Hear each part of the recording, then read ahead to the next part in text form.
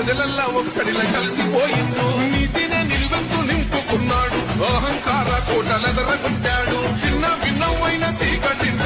కంటి చెమ్మాన్న తొడిసెనట్ట వనసపట్టోళ్లకు అయ్యే అన్నా కనబడతాడు ఎదురుంగేమి ఉన్నా కల్లోల బతుకుల్ల కలలేన వేసంగా ఊళ్ళల్లో వెలిగిన సూర్యుడైనాడు ఎగురుతున్న కాంగ్రెసు జెండా